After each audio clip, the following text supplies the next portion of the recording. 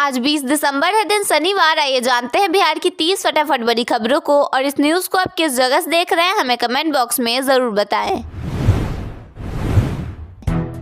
महबूबा मुफ्ती की बेटी इल्तिजा मुफ्ती ने हिजाब विवाद को लेकर चेतावनी देते हुए कहा है कि अगर उनका हिजाब छुआ गया तो इसका अंजाम भुगतने के लिए तैयार रहना होगा। वहीं मुख्यमंत्री नीतीश कुमार के खिलाफ श्रीनगर में FIR दर्ज कराई गई है। हिजाब विवाद पर नुसरत परवीन को मुख्यमंत्री से कोई नाराजगी नहीं है और वह 20 दिसंबर को अपनी नौकरी ज्वाइन करेंगी। उनके दोस्तों का कहना है कि इस पूरे मामले को बेवजह तूल दिया गया है। केंद्रीय मंत्री जीतन राम मांझी ने कहा है कि उनका कैंडिडेट हार रहा था, इसलिए उन्होंने DM को फोन कर उसे जितवाया। इस बयान पर विपक्ष हमलावर हो गए हैं और RJD ने कहा है कि इससे चुनाव की सच्चाई सामने आ गई है। बेतिया में अपराधियों ने गैस कटर से ATM काटकर 23 लाख रुपए की चोरी की वारदात को अंजाम दिया है। वारदात के दौरान CCTV कैमरे पर ब्लैक स्प्रे कर दिया गया था ताकि पहचान न हो सके। सारण जिले में डॉक्टर सजल के अपहरण में शामिल बदमाशों का पुलिस ने एनकाउंटर किया है। मुठभेड़ में 2 अपराधियों को गोली लगी है, जबकि इस मामले में कुल 5 आरोपियों को गिरफ्तार किया गया है। कल से 3 दिवसीय राजगीर महोत्सव की शुरुआत हो चुकी है। उद्घाटन कार्यक्रम में सिंगर कैलाश खेर ने प्रस्तुति दी, जिसमें डिप्टी CM समेत कई नेता मौजूद रहे। बिहार में जल्दी वोटर्स स्पॉट्स विकसित किए जाएंगे। इस पहल में मध्य प्रदेश सरकार सहयोग करेगी। बढ़ती ठंड को देखते हुए पटना में सभी स्कूलों के समय में बदलाव किया गया है। आदेश के अनुसार सुबह 9 बजे से पहले और शाम 4:30 बजे के बाद कक्षाएं संचालित नहीं होंगी। 6 करोड़ रुपए की धोखाधड़ी के मामले में 3 आरोपियों को गिरफ्तार किया गया है। मोतिहारी पुलिस ने इंटर स्टेट साइबर ठगी का खुलासा किया है। सुपौल में पत्नी और 2 बेटियों के सामने एक युवक की गोली मारकर हत्या कर दी गई। आरोपी भाई छत से घर में घुसने में नाकाम रहा तो उसने जमीन खोद डाली। भाभी पैरों में गिरकर गिड़गिड़ाती रही, लेकिन हत्यारा नहीं माना। भागलपुर में इंस्टाग्राम पर विवादित स्टेटस लगाने को लेकर एक नाबालिग की बेरहमी से पिटाई की गई। पुलिस ने उसे अस्पताल में भर्ती कराया है। गया जी में दून एक्सप्रेस ट्रेन से दुर्लभ प्रजाति के 102 कछुए बरामद किए गए हैं। इनकी अनुमानित कीमत करीब 51 लाख रुपए बताई जा रही है। जापान की एक युवती ने मधेपुरा में एक IITian युवक से शादी की है। शादी के बाद जब वो पहली बार मधेपुरा पहुंची तो नमस्ते इंडिया कहकर इन्होंने लोगों का दिल जीत लिया। मौसम विभाग ने पूरे बिहार में 22 दिसंबर से कोल्ड वेव चलने का पूर्वानुमान जताया है। राज्य के सभी 38 जिलों में घने कोहरे को लेकर अलर्ट जारी किया गया है। अब गैस एजेंसी की लाइन और आधार सेंटर के चक्कर खत्म। LPG उपभोक्ता और उज्ज्वला योजना के लाभार्थी कुछ ही मिनटों में वह भी घर बैठे अपनी eKYC पूरी कर सकेंगे। PMUY.government.in वेबसाइट पर जाकर या वहां दिए गए QR कोड को स्कैन कर प्रक्रिया शुरू कर सकते हैं। बिहार जीविका भर्ती परीक्षा की आंसर की जारी कर दी गई है। 19 नवंबर से 15 दिसंबर के बीच हुई परीक्षा का परिणाम जारी कर दिया गया है। ऐसे कैंडिडेट्स जो इस परीक्षा में शामिल हुए थे वे ऑफिशियल वेबसाइट पर जाकर आंसर की चेक कर सकते हैं। बिहार में हाड़ कपा देने वाली ठंड ने एंट्री मार ली है। मौसम विभाग की माने तो बिहार में 22 दिसंबर तक घना और बेहद घना कोहरा छाने के आसार हैं। इस दौरान कड़ाके की ठंड भी पड़ने की संभावना है। इसे लेकर ज्यादातर इलाकों में रेड अलर्ट और पूर्वी बिहार के लिए येलो अलर्ट जारी किया गया है। यदि आप जमीन मकान की रजिस्ट्री कराने की सोच रहे हैं तो जल्दी करें, क्योंकि आने वाले नए साल 2026 में जमीन रजिस्ट्री का शुल्क 3 गुना बढ़ जाएगा, यानी कि 300% तक बढ़ सकता है। क्योंकि लगभग 1 दशक के लंबे अंतराल के बाद बिहार सरकार ने राज्य में संपत्तियों के निबंधन की दरों को बढ़ाने की प्रक्रिया शुरू कर दी है। बिहार के नालंदा जिले में राशन कार्ड धारकों के लिए बड़ी खबर है। 30 दिसंबर तक सभी लाभार्थियों को हर हाल में eKYC करवा लेने की अपील की गई है। इसे लेकर संबंधित अधिकारियों को भी सख्त आदेश दिए गए हैं। बिहार में बढ़ती ठंड और घने कोहरे का असर स्कूलों पर पड़ने लगा है। छात्रों की सुरक्षा को देखते हुए पटना में स्कूलों की टाइमिंग बदली गई है, जबकि सारण में कक्षा 1 से 10वीं तक के स्कूल अस्थायी रूप से बंद कर दिए गए हैं। बिहार में आपराधिक मामलों की जांच प्रणाली को तकनीकी रूप से मजबूत करने की दिशा में बड़ा कदम उठाया गया है। मुख्यमंत्री नीतीश कुमार ने गुरुवार को 34 चलंत फॉरेंसिक वाहनों को हरी झंडी दिखाकर रवाना किया। इन मोबाइल फॉरेंसिक वाहनों से साक्ष्य संकलन में देरी खत्म होगी और पीड़ितों को समय पर न्याय मिल सकेगा।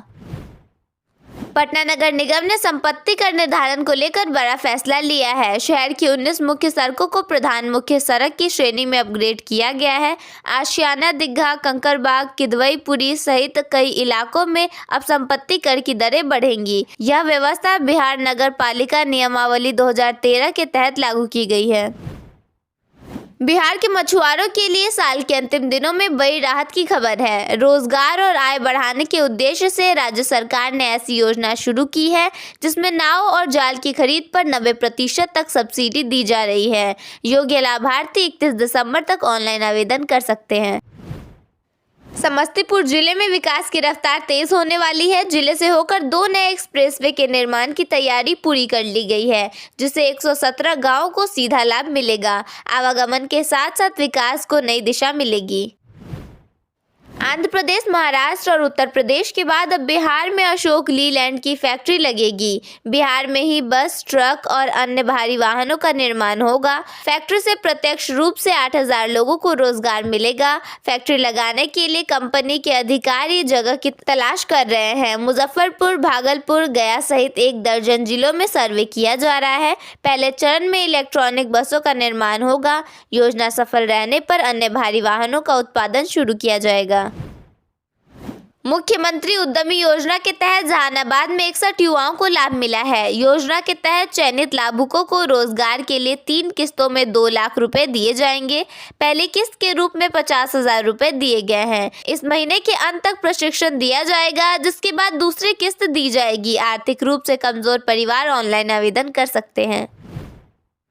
डॉक्टर नुसरत परवीन कल नौकरी ज्वाइन करेंगी, उनकी दोस्त का कहना है। कितने बजे ज्वाइन करेगी ये मुझे नहीं पता, बस खबर मिली है कि ज्वाइन करेगी कल। आप उनकी क्लासमेट हैं? जी।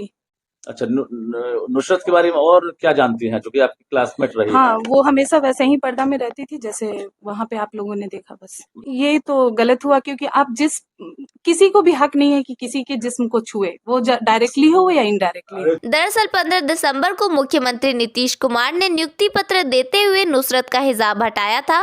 प्रोग्राम लाइव था और वीडियो तेजी से वायरल हुआ। हालांकि मामले पर कॉलेज के प्रिंसिपल का कहना है कि गलत एंगल दे दिया गया। इसको जो है कि इस्लाम से कोरिलेट कर दिया गया है कि इस्लाम में का जो है कि तौहीन की गई है। तो उसी पे मुख्यमंत्री जी ने भी उनको कहा कि अरे देखो, सब बच्चा जो है कि हंस रहा है, एक दूसरे को मुबारकबाद दे रहा है, और तुम जो है कि मुंह ढके हुई हो तो तुम्हारा चेहरा कैसे अच्छा आएगा, तो हटाओ अपने चेहरे से। और उसी पे जो है कि उन्होंने हटाओ बोला और उसके चेहरा को जो है कि खोल दिया कि जाओ तुम भी जो है कि खुशी मनाओ। ये बात थी। और उससे जो है कि उस बच्ची को कोई हर्ट नहीं हुआ, कोई स्ट्रेस नहीं है, कोई परेशानी में नहीं है, न उसका परिवार परेशान है, न वो बच्ची पर। बता दें कि नुसरत पीजी की पढ़ाई राजकीय तिब्बी कॉलेज अस्पताल से कर रही है और पिछले 7 साल से हमेशा हिजाब में कॉलेज आती रही है। छात्र और शिक्षक बताते हैं कि उनका व्यक्तिगत फैसला है और किसी को उनकी निजता में दखल नहीं देना चाहिए। इधर विवाद बढ़ने के बाद 4 राज्यों में सीएम नीतीश कुमार के खिलाफ शिकायतें दर्ज कराई गई हैं। पटना के गंगा नदी में नाव संचालन को लेकर प्रशासन ने सख्त कदम उठाया है। नए साल और क्रिसमस के मौके पर लोगों की बढ़ती भीड़ और संभावित हादसों को देखते हुए फैसला लिया गया है। जिलाधिकारी ने यह फैसला लिया है कि 25 दिसंबर 2025 और 1 जनवरी 2026 के अवसर पर गंगा नदी में निजी नाव और बोट का संचालन पूरी तरह से बंद होगा। बिहार के बेतिया जिले में चोरी की घटनाएं लगातार बढ़ती जा रही हैं। पहले दुकानों, मकानों और बाइक चोरी की वारदातें सामने आ रही थी, लेकिन अब चोरों ने एटीएम को भी निशाना बनाना शुरू कर दिया है। गुरुवार रात चोरों ने जिले के 2 अलग-अलग इलाकों में एसबीआई के एटीएम काटकर लाखों रुपए उड़ा ले गए। किशनगंज के ठाकुरगंज में साइबर अपराधियों ने ठगी का नया तरीका अपनाया है। वे थानाध्यक्ष के नाम से केस से जुड़े पीड़ितों को फोन कर पैसे मांग रहे हैं। पैसे न देने पर केस कमजोर करने की धमकी भी दे रहे हैं। ठाकुरगंज थानाध्यक्ष ने लोगों से सतर्क रहने और ऐसे मामलों की सूचना तुरंत पुलिस को देने की अपील की है। बिहार में सरकारी जमीन पर अवैध कब्जा और गलत तरीके से खरीद बिक्री के मामले तेजी से बढ़ रहे हैं। भूमाफिया और कुछ भ्रष्ट अधिकारियों की मिलीभगत से सरकारी भूमि का दुरुपयोग हुआ है। अब राज्य सरकार ने ऐसे मामलों पर सख्त कार्रवाई करने का फैसला लिया है। बिहार विधानसभा चुनाव में एनडीए की प्रचंड जीत के बाद जहां सत्ता पक्ष जश्न मना रहा है, वहीं विपक्ष लगातार चुनावी प्रक्रिया की निष्पक्षता पर सवाल उठा रहा है। इसी बीच केंद्रीय मंत्री जीतन राम मांझी का एक वीडियो सामने आया है।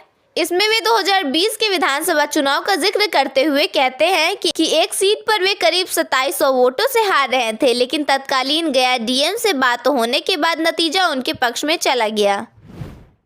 मांझी के इस बयान को विपक्ष ने सीधे तौर पर वोट चोरी का कबूलनामा करार दिया है। राष्ट्रीय जनता दल ने वीडियो शेयर करते हुए लिखा कि सत्ताधारी दल मशीनरी और प्रशासनिक ताकत के सहारे चुनाव जीतने का फॉर्मूला खुले मन से बता रहा है। आरजेडी ने नीतीश सरकार, केंद्र की एनडीए सरकार और चुनाव आयोग की निष्पक्षता पर भी सवाल उठाए हैं। पार्टी का आरोप है कि लोकतंत्र को कमजोर करने की साजिश लंबे समय से चल रही है।